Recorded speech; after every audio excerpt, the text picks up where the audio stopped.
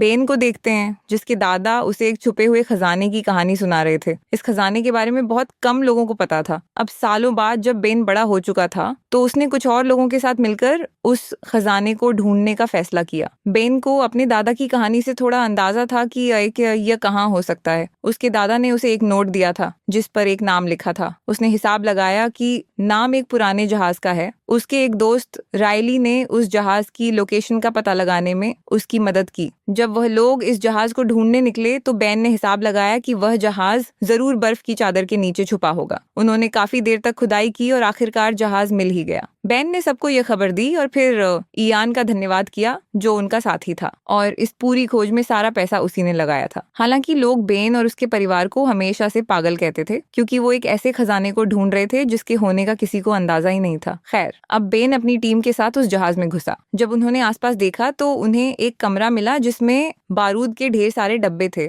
थोड़ा और अच्छे से ढूंढने पर बेन को एक डेड बॉडी मिली जो एक डब्बे को पकड़ी हुई थी। जब उसने चेक किया तो उस डब्बे में एक पैकेज था और उसके अंदर एक पाइप थी। बेन सोचने लगा कि इस पाइप में इतना भी क्या खास है कि इसके लिए कोई अपनी जान दे गया। तभी उसने देखा कि पाइप पर कुछ लिखा था। उसने अपना खून इस्तेमाल करके समझने की कोशिश की कि आखिर उस पर लिखा क्या है। जब उसे वो लिखावट समझ आई तो वो समझ गया कि एक और सुराग है। ये बात इयान को बिल्कुल पसंद नहीं है। इतना पैसा लगाने और खोजबीन करने के बाद भी उनके हाथ बस एक सुराग लगा था। इस बात से इयान बहुत चिढ़ गया, लेकिन बेन ने उस सुराग में छुपी पहेली को सुलझा लिया। उसने बताया कि एक अदृश्य नक्शे के बारे में है जो अमेरिका के सबसे जरूरी डॉक्यूमेंट डिक्लेरेशन ऑफ इंडिपेंडेंस के पीछे छुपा हुआ है। जैसे ही बेन ने कहा कि इस दस्तावेज तक पहुंचना और उसका मिलना बहुत मुश्किल होगा तो इयान ने सीधा कह दिया तो चुरा लेते हैं उसे। इस बात से बेन ने साफ इनकार कर दिया और कहा कि मैं ऐसा नहीं होने दूंगा। तब इयान ने अपने आदमी शॉ को बैन पर बंदूक टांगने को कहा, लेकिन इयान कहीं ना कहीं ये बात भी अच्छे से जानता था कि अगर बैन नहीं होगा तो आगे की पहेलियां कौन सुलझाएगा। इसलिए इयान ने बेन के दोस्त रायली को जान से मारने की धमकी दी, इससे पहले की बात और बिगड़ जाए। बेन ने एक फ्लेयर स्टिक जला दी और कहा कि अगर सब शांत नहीं हुए तो वो इसे बारूद पर फेंक देगा। सबको लगा कि वो झूठ बोल रहा है, लेकिन बेन ने वो फ्लेयर फेंक दी। पर इससे पहले कि वो नीचे बारूद पर गिर पाती, इयान ने उसे पकड़ लिया। लेकिन इयान ये जानता ही नहीं था कि उसके हाथ पर भी थोड़ा बहुत बारूद लगा हुआ है। अचानक उसके हाथ में आग लग गई, जिसके बाद उसने फ्लेयर को छोड़ दिया और अब वो फ्लेयर स्टिक नीचे पड़े बारूद पर जा गिरी। बारूद की वजह से जहाज के फटने से पहले ही इयान और शॉ वहां से भाग गए और उन्होंने बेन और रायली को अंदर ही छोड़ दिया। लेकिन ऐन मौके पर बेन को एक गुप्त दरवाजा मिला जिसकी मदद से वो और रायली बच निकले। पूरा जहाज फट गया और इयन को लगा कि बेन और रायली अब मर चुके हैं। शहर लौटने के बाद बेन और रायली FBI के हेडक्वार्टर गए और उन्हें एक टिप दी कि कुछ ही दिनों में एक आदमी डिक्लेरेशन ऑफ इंडिपेंडेंस को चुराने वाला है, लेकिन उनकी इस बात पर किसी ने विश्वास नहीं किया। फिर वो दोनों नेशनल आर्काइव्स म्यूजियम गए जहां वो डॉक्यूमेंट्स मौजूद था। उन्होंने वहां के डायरेक्टर एबिगेल से मिलने की कोशिश की, लेकिन जब उन्होंने उसे वो कहानी सुनाई और बताया कि इस डॉक्यूमेंट के पीछे एक नक्शा छुपा है, तो एबिगेल ने उनकी बात पर विश्वास नहीं किया। उसे लगा कि उनकी सारी बातें झूठी हैं। जब वो एबिगेल के ऑफिस से निकल रहे थे तो दोनों ने उस दस्तावेज को देखा और उसे कुछ देर तक निहारते रहे। तभी अचानक बेन ने कहा कि हमें इसे चुराना होगा ताकि ये इयन के हाथ तो न लग पाए। इस पर रायली ने कहा कि इसे चुराना इम्पॉसिबल है, यहाँ पर सिक्योरिटी देखी है तूने। इसके बाद उसने बेन को लाइब्रेरी में ले जाकर डिटेल में बताया कि ये डॉक्यूमेंट कितनी सिक्योर जगह पर है। लेकिन बेन ने कहा कि हमें कुछ ऐसा करना है कि वो इस डॉक्यूमेंट को वहां से हटाकर प्रिजर्वेशन रूम में शिफ्ट कर दें। वहां सिक्योरिटी काफी कम है। हालांकि रायली को इस प्लान पर कुछ खास भरोसा तो था नहीं, लेकिन फिर भी वो बेन की मदद करने के लिए मान गया। फिर दोनों ने प्लान ढंग से बनाना शुरू किया। उन्हें सबसे पहले एबिगेल के फिंगरप्रिंट चाहिए और फिर प्रिजर्वेशन रूम के कोड्स चुराने होंगे। इसके लिए बेन ने एबिगेल को एक गिफ्ट भेजा जिसके अंदर एक स्पेशल केमिकल लगा हुआ था। फिर जब वो कोड डालने के लिए बटन दबाएगी तो वहां उसके फिंगरप्रिंट रह जाएंगे। और शुरुआत में तो ये प्लान बिल्कुल वैसे ही काम कर रहा था जैसा बेन चाहता था, लेकिन दूसरी ओर इयन भी अपने कुछ आदमी तैयार कर रहा था ताकि एक डांस पार्टी वाले दिन म्यूजियम पर अटैक किया जा सके। पार्टी वाले दिन जब वो डॉक्यूमेंट प्रिजर्वेशन रूम में शिफ्ट हो गया, बेन स्टाफ का भेस बनाकर बिना किसी परेशानी के बिल्डिंग के अंदर घुसा। लेकिन जब रायली कैमरा से उस पर नजर रखे हुए था तो आयोन के एक आदमी ने उनका एक्सेस ब्लॉक कर दिया। बेन ने फैसला किया कि वो डॉक्यूमेंट को पूरे फ्रेम के साथ ही लिफ्ट के जरिए नीचे ले जाएगा। जैसे ही वो बाहर निकला तो आयोन और उसके लोगों ने उसे देखा और वो चौंक गए क्योंकि उन्हें तो लगा था कि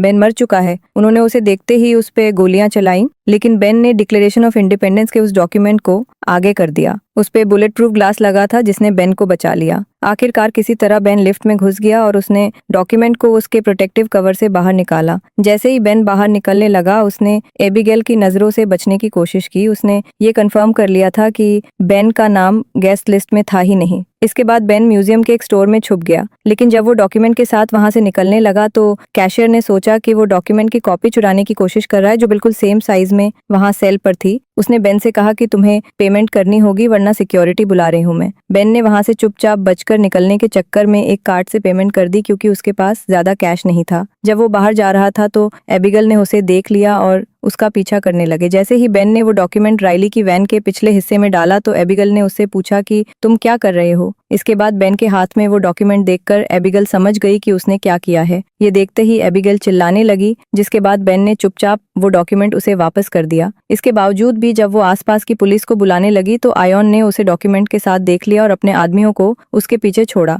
बेन ने एबिगेल को बचाने की कोशिश की, लेकिन आयोन के आदमी उसे पकड़ कर ले गए। इसी बीच म्यूजियम गार्ड्स को पता चल गया कि डॉक्यूमेंट चुरा लिया गया है। तुरंत ही पूरा म्यूजियम लॉकडाउन में चला गया और FBI को बुला लिया गया। आयोन ने वैन में एबिगेल से कहा कि ये डॉक्यूमेंट मेरे हवाले कर दो, लेकिन एबिगेल ने सीधे तौर पर मना कर दिया। अचानक उनकी वैन के सामने कुछ आ गया तो ड्राइवर को कट मारना पड़ा। इस झटके से पीछे मौजूद सभी लोग गिर गए और एबिगेल ने इस मौके का फायदा उठाते हुए भागने की कोशिश की, लेकिन वो पूरी तो नहीं निकल पाई, बस वैन के दरवाजे से लटक कर रह गई। उधर राइली और बेन ने उनका पीछा किया ताकि वो एबिगेल की मदद कर सके। थोड़ी देर बाद आयोन एबिगेल से वो डॉक्यूमेंट लेने में कामयाब रहा। राइली ने सोचा कि डॉक्यूमेंट के पीछे कोई केमिकल लगाकर क्लू ढूंढते हैं, तो एबिगेल ने साफ मना कर दिया। उसने कहा कि ऐसे तो ये खराब हो जाएगा, लेकिन राइली ने उसे टेंशन ना लेने को कहा क्योंकि वो भी ऐसा कुछ नहीं करने वाले जिससे ये डॉक्यूमेंट खराब हो। लेकिन उनके पास जो सामान तैयार पड़ा था वो बेन के घर पर है और बेन अब वहां जा नहीं सकता क्योंकि FBI उन्हें ढूंढते हुए पहले ही वहां पहुंच गई होगी। उसके पास कैश नहीं था तो उसने म्यूजियम में अपना कार्ड इस्तेमाल किया था और अब उनकी लोकेशन को ट्रैक किया जा रहा होगा। जैसे ही वो लोग बेन साइड में रोक कर सोचने लगे, बेन ने कहा कि कुछ जरूरी चीजें हैं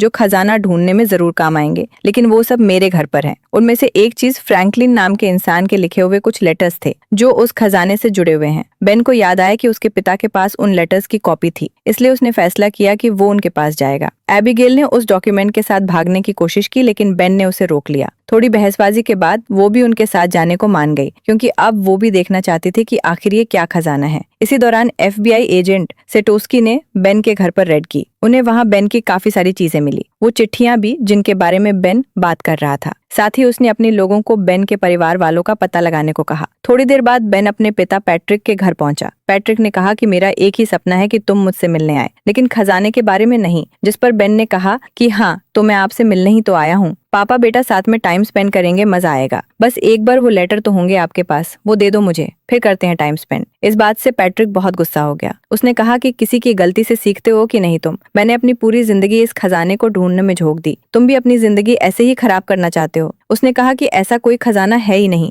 ये सिर्फ देश के दुश्मनों को गुमराह करने के लिए बनाया गया है। बस ऐसे ही कहानी बना दी है किसी ने। लेकिन बेन ने अपने पिता की बात पर ध्यान नहीं दिया। थोड़ी देर बाद जब उन्होंने उस डॉक्यूमेंट के पिछले हिस्से की जांच की तो उन्हें कुछ खास कोड्स मिले जो उन चिट्ठियों से जुड़े हुए हैं जिनके लिए वो यहाँ आए थे। जब बेन ने दोबारा पैट्रिक से वो चिट्ठियां मांगी तो पैट्रिक ने कहा कि मैंने तो पहले ही उन्हें फिलाडेल्फिया के एक म्यूजियम को दे दिया है। ये सुनकर बेन एबिगेल और राइली के साथ वहां से चला गया। बेन ने घड़ी की डायरेक्शन को फॉलो किया और देखा कि दीवार की एक ईंट पर एक खास निशान है। उसने उस निशान वाली जगह से ईंट हटाई और अंदर एक पुराना सा चश्मा मिला। ये खास तरह का चश्मा था। बेन तुरंत एबिगेल और राइली के पास गया और उन्हें वो चश्मे दिखाए। फिर बेन ने वो चश्मा पहना और डिक्लेरेशन ऑफ इंडिपेंडेंस के पीछे वाले मैप को देखा। तब उसे एक खास निशान दिखाई दिया और उसके पास ही कुछ शब्दों में लिखा हुआ मैसेज भी था। लेकिन उसी वक्त उन्होंने देखा कि इयन अपने लोगों के साथ वहां घूम रहा है, तो उन्होंने फैसला किया कि वो अलग अलग हो जाएंगे। एबिगेल और राइली के पास वो डिक्लेरेशन डॉक्यूमेंट था और वो जल्दी उसे साथ लेकर निकल गए।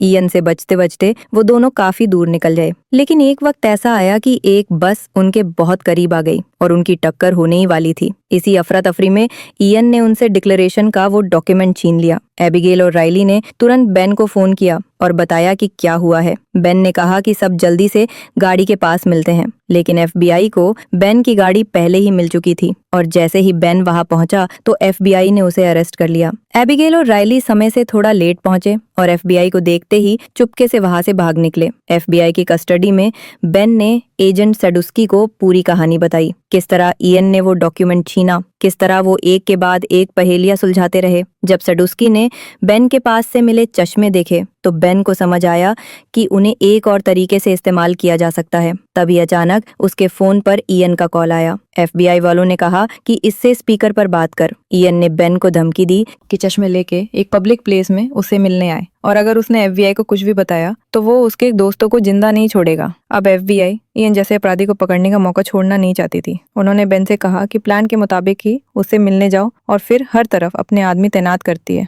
जब बेन इयन से मिलने गया तो पता चला कि ये पूरी की पूरी उनकी चाल थी। अचानक ही इयन के लोग आए और बेन को वहां से छुड़ा ले गए। रास्ते में एबिगेल ने बेन को कॉल किया और बताया कि उसने इयन के साथ डील की थी ताकि बेन को छुड़ा सके, लेकिन इसके लिए बेन को उस खजाने तक ले जाना होगा। जब इयन और बेन दोबारा से मिले तो इयन ने वो डिक्लेरेशन का डॉक्यूमेंट और वो पुरानी पाइप वापस दी, वही जो जहाज में मिली थी। फिर इयन ने बेन से पिछला क्लू मांगा। जब बेन ने कहा कि मेरे पास कुछ नहीं है, मुझे नहीं पता, तब इयन ने दिखाया कि उसने बेन के पिता पैट्रिक को किडनैप कर रखा है। इस धमकी के बाद बेन को सच कबूलना पड़ा और उसने बताया कि जो निशान उसने मैप में देखा था वो एक चर्च का सिंबल है। जल्द ही वो तीनों उस चर्च तक पहुंच गए। बेन ने फिर से उन खास चश्मों का इस्तेमाल किया और मैप को देखा। इस बार उसे एक अलग सा सुराग मिला, एक अजीब सा नाम। सब कंफ्यूज हो गए कि इसका मतलब क्या हो सकता है। तब उन्हें समझ आया कि चर्च के नीचे लोगों को दफनाने की जगह है, जिसके बाद इयन और उसके सभी साथी तुरंत ही नीचे चले गए। पैट्रिक ने चुपके से बेन को बताया कि उन्हें कोई तरीका ढूंढना होगा इयन से छुटकारा पाने का, क्योंकि जब तक हम इयन के काम आएंगे तब तक ये जिंदा है,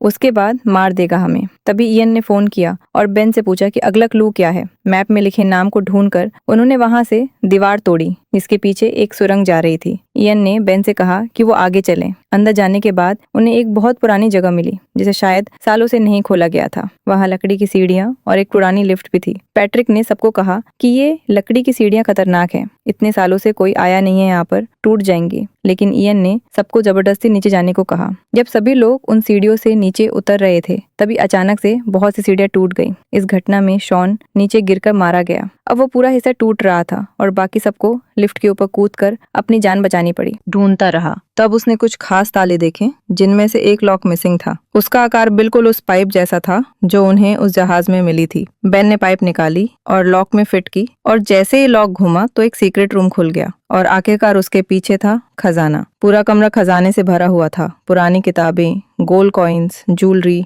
एंटीक आइटम्स वगैरह वगैरह। जो चीज पैट्रिक और उसके पिता ने सालों तक ढूंढी थी वो यहाँ थी। सब लोग खुशी से झूम उठे। थोड़ी देर ढूंढने के बाद उन्हें बाहर जाती हुई सीढ़ियां भी मिल गई। बेन सबसे पहले बाहर निकला और वहां उसे एक आदमी मिला। बेन ने उससे फोन मांगकर सैडुस्की को कॉल किया। सैडुस्की कुछ ही देर में आ गया और बेन ने उसे खजाने के बारे में बताया और साथ ही ये भी कहा कि मुझे कुछ नहीं चाहिए, लेकिन उसने कुछ कंडीशंस रखी। पहले थी कि एबिगेल के ऊपर कोई एक्शन ना लिया जाए, खजाने को ढूंढने का पूरा श्रेय उसे और उसके परिवार को मिले, राइली को भी खजाने में से कुछ हिस्सा दिया जाए और सबसे जरूरी बेन जेल ना जाए। सैडुस्की ने उसकी सारी शर्तें मान ली और बाद में इयन को भी पकड़ लिया जब वो बॉस्टन की चर्च में घुसने की कोशिश कर रहा था। कुछ ही दिनों में खजाना दुनिया भर के म्यूजियम्स में बेच दिया गया। एक दिन सब लोग मिलकर मजे उड़ा रहे थे, लेकिन राइली थोड़ा गुस्सा था। उसने बेन से कहा कि तुमने सरकार का दिया हुआ पैसा ठुकरा क्यों दिया। राइली ने कहा कि भाई इतना कुछ था, कुछ तो ले लेते। बेन हंसा और आगे से जवाब नहीं दिया। राइली अपनी नई कार में बैठा जिससे पता चलता था कि उसे भी बढ़िया पैसे मिले सरकार से। खैर, उसके जाने के बाद हमें पता चलता है कि बेन और एबिगेल ने शादी कर ली है और आखिर में वो अपने नए घर के अंदर चले गए। वीडियो पसंद आई तो लाइक कर देना, चैनल को सब्सक्राइब कर लेना। मिलते हैं अगली वीडियो में।